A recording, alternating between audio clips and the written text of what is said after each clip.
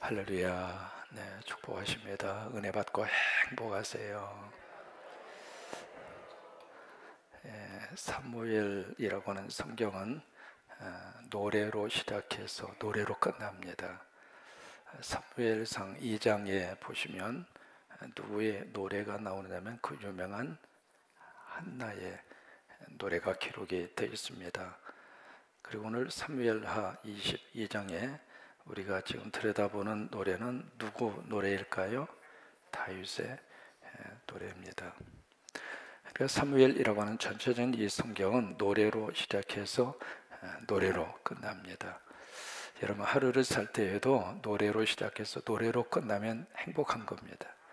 새벽을 시작하면서 이렇게 찬양으로 시작하고 낮에도 찬양하고 불볕 더위엔 오후에도 찬양하고 저녁에 주무실 때에도 가만히 침상에 누워서 하나님 오늘 하루 지켜주셔서 감사합니다 그러면서 노래로 이렇게 주무실 수 있다면 그 하루의 삶이 최고로 행복한 거죠. 그러니까 한나의 노래로 시작해서 다윗의 노래로 끝나고 있는데 이 한나의 노래를 보시면 사무엘상 2장에 가서 보시면 1장과 2장의 분위기가 확 다릅니다. 사무엘상 1장에서는 이 한나가 뭘 하느냐면 하나님 앞에 막 간구합니다. 불임에 대한 문제가 있었잖아요. 그리고 옆에 분인나가 막 속을 빡빡 긁어놓잖아요. 가까운 사람이 참 우리 속을 뒤집어 놓을 수 있는 가장 가능성 있는 사람이 그 사람이에요. 멀리 있는 사람이 일부러 와서 우리의 속 뒤집어 놓지 않습니다. 늘 함께 사는 사람, 늘 봐야 하는 사람. 그래서 이제 그 문제를 가지고 한나가 성전 앞에 나와서 막 간절히 간구하잖아요. 그 간구 속에 눈물이 있고 간구 속에 통곡이 있고 간구 속에 몸부림이 있어요. 여러분 힘든 문제가 있을 때마다 하나님 앞에 가지고 와서 간구하면 하나님이 하늘문을 열어주십니다. 그래서 하나님 앞에 막 간구하잖아요. 그래서 결국 그 간구를 하나님이 들으셔서 한나에게 사무엘이라고 하는 기도 응답의 축복을 주십니다. 이제 그 간구를 했던 1장의 내용과 반대로 2장으로 가서 보시면 그 노래 속에 그저 감사가 꽉 그렇게 차 있습니다. 차 있는데 그 감사의 내용이 두 가지입니다.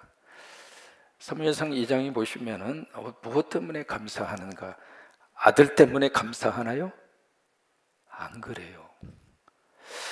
참 여기서 우리가 한번 깊이 생각을 해봐야 할 그런 문제입니다. 한나의 목적과 한나의 간구의 그 핵심적인 내용은 아들이었습니다. 불임 문제였습니다. 그런데 정작 아들을 응답으로 받았잖아요. 그러면 하나님 아들 주셔서 고마워요. 이 아들 때문에 너무 감사해요. 그럴 법도 한데 사무엘상 2장의 한나의 노래 속에 아들에 대한 언급이 하나도 없습니다. 그 대신에 뭐가 나오는가? 하나님이 나오네요.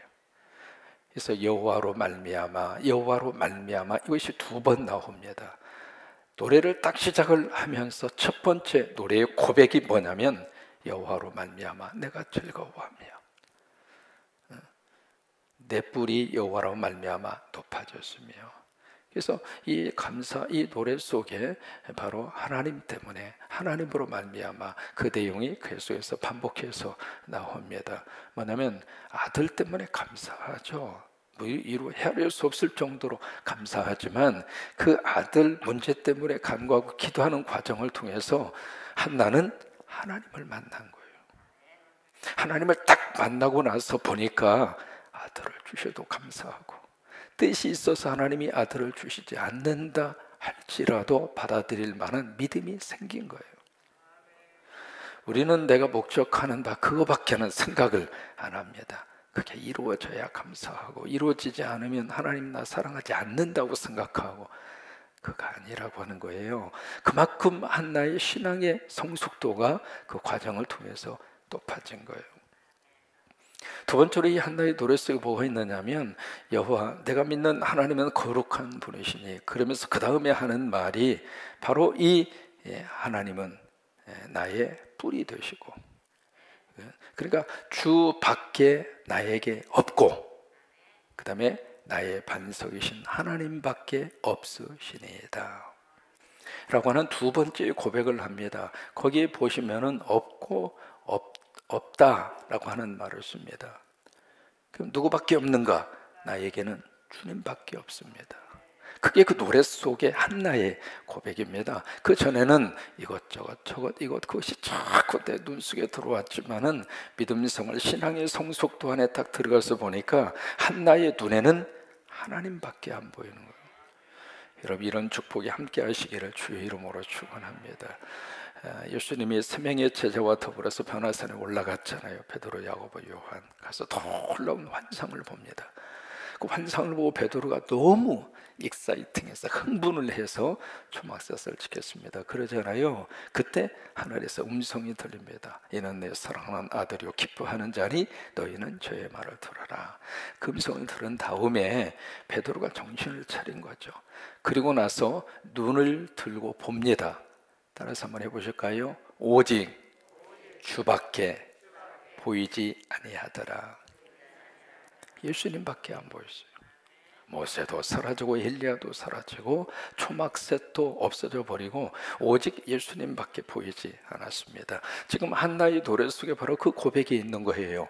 오직 주님밖에 보이지 않는 거예요. 오직 하나님밖에 보이지 않아요. 신앙의 회복이라고 하는 것은 하나님밖에 없습니다. 그 믿음의 고백이 내 마음과 입술로부터 고백되는 거예요.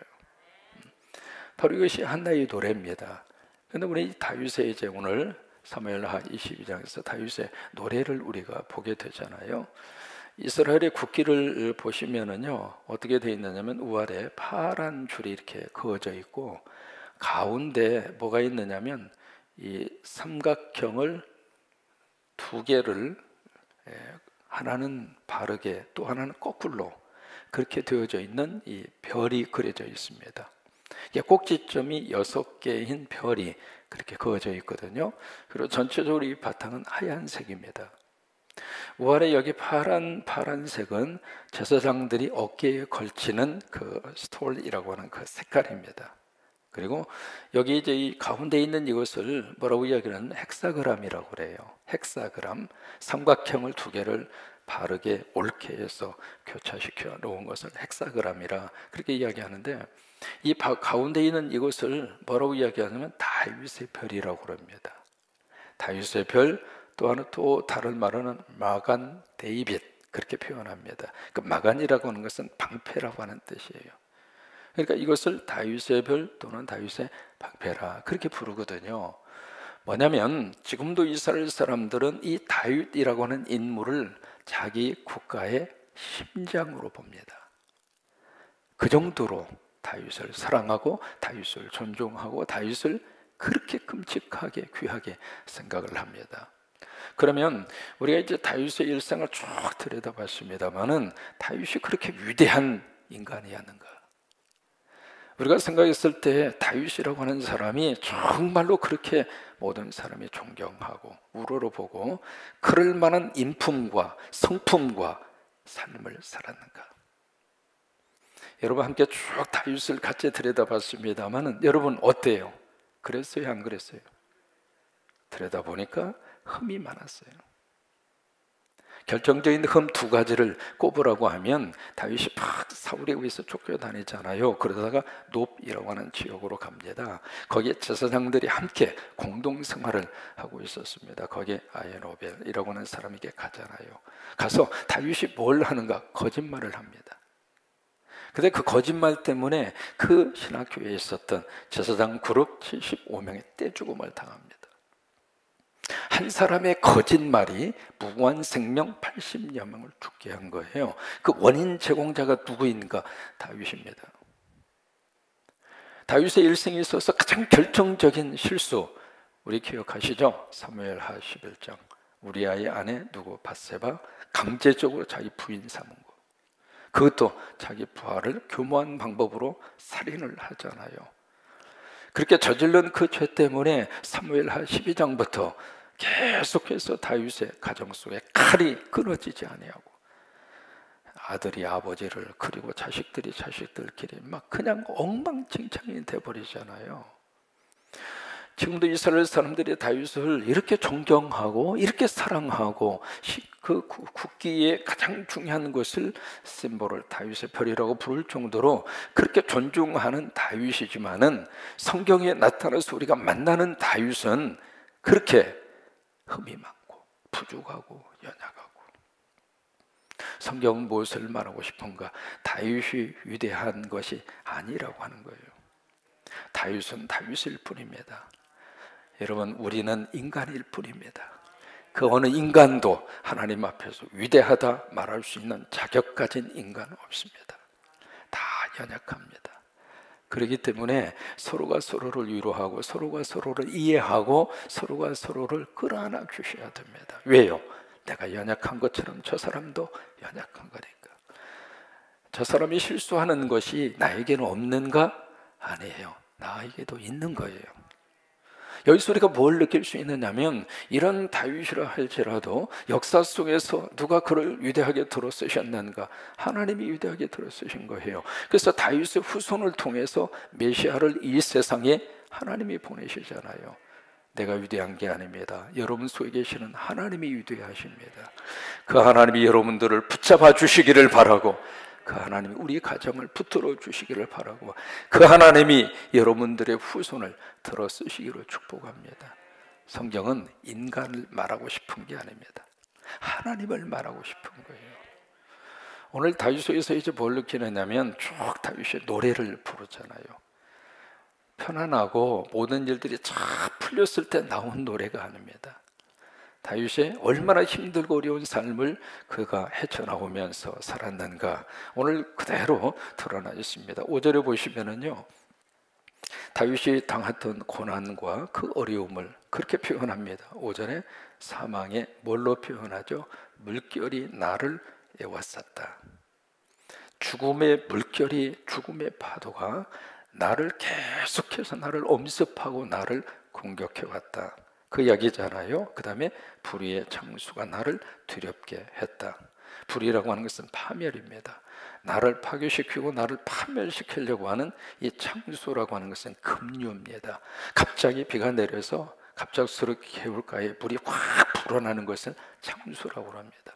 우리 마태복음 7장에서도 이 창수가 나오잖아요. 그러니까 이 파멸시키려고 하는 그 세력들이 급류처럼 다윗에게 막 쏟아져 나왔다, 그 이야기거든요. 그것 때문에 나를 두렵게 하였으며, 6절을 보시면 여기 스울의 줄이 나를 두르고, 스울이라고 하는 것은 바로 뭐예요? 음부입니다. 음부인데 그 지옥이죠. 지옥에 대한 또 다른 그런 표현이잖아요. 그것이 나를 두르고, 그러니까 나를 지옥으로 끌고 가려고 하는 그 세력들이 나를 꽁꽁 얽어 맸다, 그 말이잖아요. 그 다음에 사망의 뭐가? 올무가. 올무라고 하는 것은 올가미잖아요. 죽음의 올가미가 바로 내게 이르렀도다. 이게 다윗이 지금 그가 살면서 느꼈던 삶의 현실입니다. 편안한 삶을 산 게 아닙니다. 모든 것들이 다 형통하고 모든 것들이 다 풀린 게 아닙니다. 여러분, 우리 삶의 여정을 가만히 되새겨서 지나놓고 생각을 해보면 좋은 일이 많았습니까? 아니면 슬프고 아프고 괴로운 일이 더 많았습니까? 머릿속에 뭐가 가장 생각납니까?